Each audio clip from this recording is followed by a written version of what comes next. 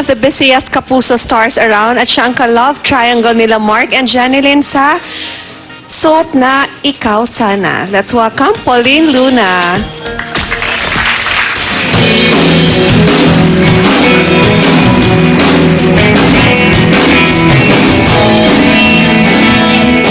The beautiful and the sexy. Eto na kaagad. Naging kayo ba? Naging kayo? Teka lang, nakakagulat ang kakaupo lang. No. No? Mark? Hindi.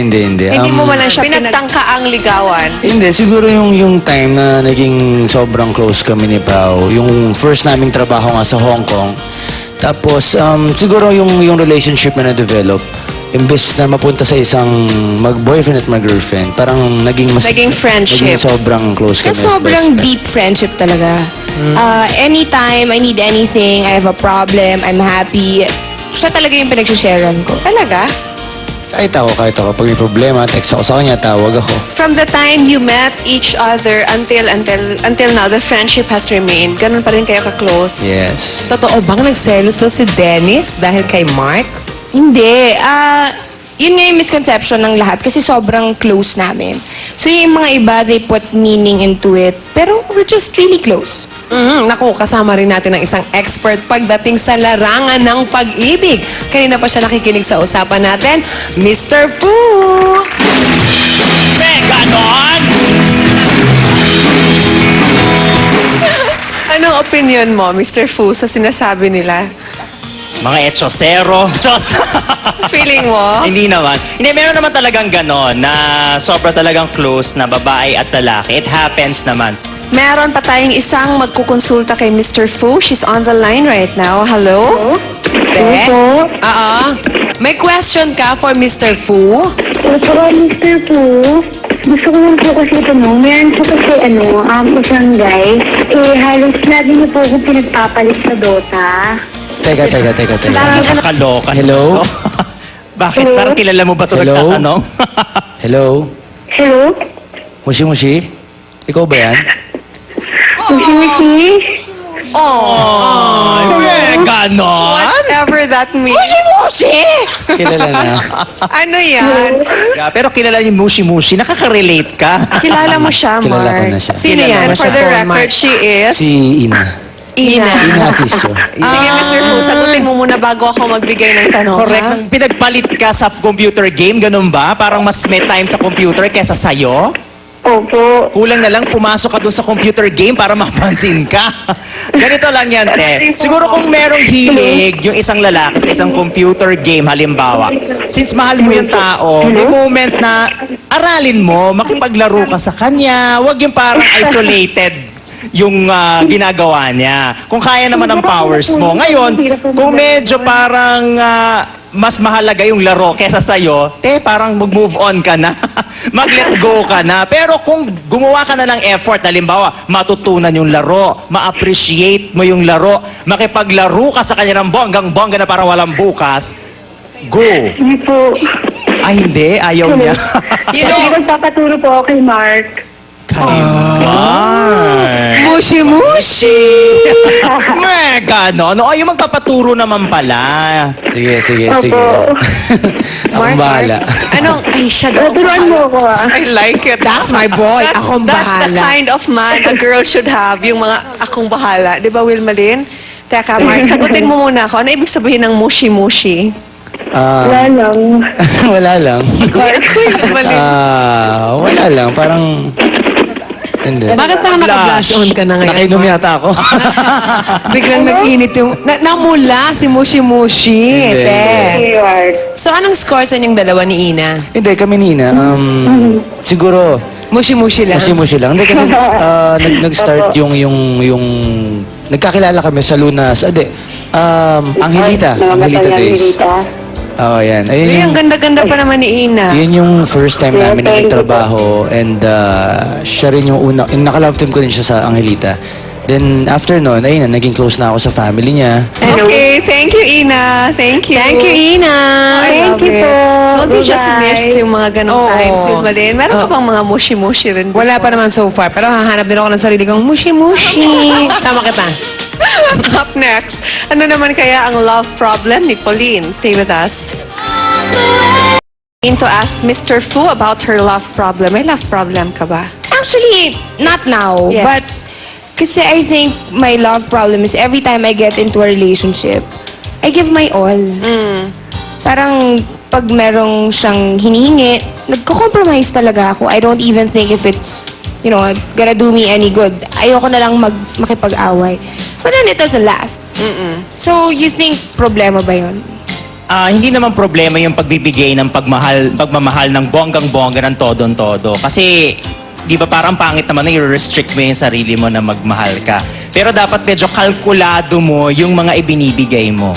Can you easily snap out of parang sadness over a lost relationship? No. Medyo It matagal? takes a while. But then now, I'm really trying to be different and really trying to help myself. Kasi before, I like swooning over photos. Parang ninanamnam mo yung Oo, sakit. listening to sad music. Ngayon, if I know that I would see that person on TV or sa lugar na yon, iniiwasan ko na. Ano yung dynamic sa relationship ni Mark at ni Jeneline sa tingin mo, Pauline? Kasi, di ba parang they were together for a long time. They broke up, but because of their work, of the work we're in, you have to be working together pa rin at some point. Is it really possible? Can you see yourself doing the same thing? Yes, but I think it'll take some time. May times ba na, eto kayo ha, kasi nagkikissing scene kayo, di ba, sa mga pelikula. May times na, oo nga, hindi kayo, but the attraction is there and it doesn't necessarily mean na, oy, magiging tayo ha, pero parang ninanamnam nyo talaga yung kissing scene. Pero I guess may certain scenes na kapag feel Kinikilig ka rin. partner mo, Oo. yung kiss, madadala ka. Totoo. That's why love teams, they end up together. Oo nga. Because Mostly talaga, no? because kinikilig ka dun sa eksena, mas lalo na kapag feeling mo totoo. Yes. Lalo na, mostly talaga pag Dahil yan ang mga love team, no? sinasabi niyo, meron pa tayong isang girl na nasa linya. Meron pa. May love problem them. Hello? Hello? Yes. Ano pong problema niyo? Kasi yung ex ko po kasi, masyado po siyang babaero. Kaya lang, madalas ko na nakikita ngayon eh. May chance pa kaya siyang magbago? Lahat naman ng tao may chance. At kung gusto mo siyang bigyan ng chance, okay lang naman din yon. Basta maging responsable ka dun sa magiging desisyon mo. Kung nakikita mo naman na talagang sincere siya na makipagbalikan sa'yo at ikaw ay mahal mo pa siya, mahal ka pa rin niya, go lang ng go. Ano masasabi mo sa may problemang babaeng ito? Ako ba yung tinutukoy mo? Hindi, ayun nga. Siguro yung time na nangyari yun. I was 17, 18. So, ikaw talaga yung sinasabi ng babae? Kilala ko siya. Hindi po. Sino yan? Kilala Sino mo to? siya? Ingat ka, baka iba masabi mong pangalan.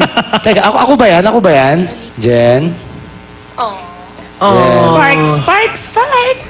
Hindi, siguro yung pinaka-reaction ko na lang, nung time na yun, ayoko na ipaglaban yung sarili ko. Sige, sabihin na natin nang nangyari yung ganung Kasi klaseng maraming problema. beses, Mark. Pero hindi, actually... Sagutin mo muna ako. Hindi kasi... Yes or no? Hindi, ito kasi sa akin eh. Never ako nagsasabay. Siguro yung Nauubo yun. Nauubo. Ayan, may Nagkasakit. sakit, may sakit, may Nagkasakit, sakit. kailangan ng gamot. Nagkakataon Teka, never lang ka kasi na- na Ano eh? sunod-sunod yung nangyayari. Ano ibig mo sabihin never ka nagsasabay? Like, pag tulog siya, pwede. Hindi, I mean, I love that. never naman talaga ako. Honestly, never ako nagsabay ng girlfriend. Sabay. So, paano yun nasabi? So, nakahuli nangyayari ka siguro na pag before? nagko-cool off, kasi nga, di ba, hindi ako lumaki sa mami ko eh. So, may totoo yung ganung kasabihan eh, na motherly love. So, every time nawawalan ako ng attention dun sa girlfriend ko, tapos nagkakaroon ng time na nagkakaroon kayo ng gap, naghahanap ko syempre ng attention. Pero, honestly naman, 17, 18 ako nun eh. Pero, sa ngayon, Okay na. okay na ako. Which goes to prove my point. Men are really complex Thank you. because... Thank you, Jenny Lynn. Thank you, Jeneline. That's my boy! Parang ayaw maniwala. Guwapo rin kasi to eh. Oh, yeah. I love Mark. Parang sa kapraso din ito may space para sa'yo. Dalawa na At kayo nasa nandito. Spark din, nakikita ko. Oh. So thank you for being with us today. Thank you. Thank you. Please, mag-plug kayo.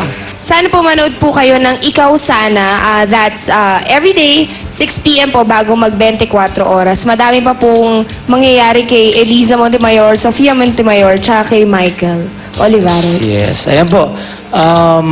Ikaw sana po abangan at supportahan nyo po before po mag-24 oras. 6 p.m. po yan. Ayan.